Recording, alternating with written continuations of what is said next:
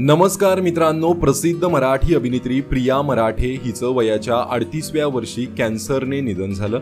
तिच्या निधनाने मराठी मनोरंजन सृष्टी पुरती हादरली आहे। अशातच प्रसिद्ध ज्येष्ठ अभिनेत्री उषा नाडकर्णी यांना प्रियाच्या निधनाची बातमी समजताच त्यांना खूप मोठा धक्का बसला आहे। याबाबत बोलताना अभिनेत्री उषा नाडकर्णी म्हणाल्या, मला फारच वाईट वाटलं। मी अंकिताला भेटले तेव्हा आम्ही ठरवलं होतं की प्रियाला भेटायला जायचं, पण अंकिता मला म्हणाली, शांतानू म्हणतो येऊ नका, तिला भेटायची परिस्थिती नाही, म्हणजेच त्यावेळी तिचे केस वगैरे गळत असतील।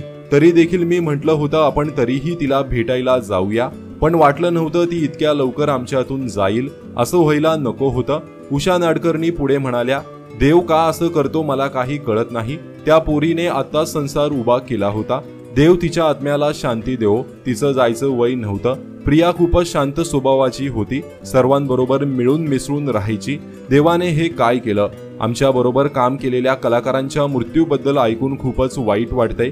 आधी सुशांत गेला, आता प्रिया खूप कमी वयात गेली, तिचं वय नव्हतं जायचं, असे अभिनेत्री उषा नाडकर्णी म्हणाल्या। प्रिया मराठे आणि उषा नाडकर्णी यांनी पवित्र रिश्ता या मालिकेमध्ये एकत्र काम केलं होतं। मालिका संपल्यानंतरही अनेक वर्ष त्या एकमेकींच्या संपर्कात होत्या। प्रियाच्या जाण्याने उषा नाडकर्णी यांना देखील खूप मोठा धक्का बसला आहे।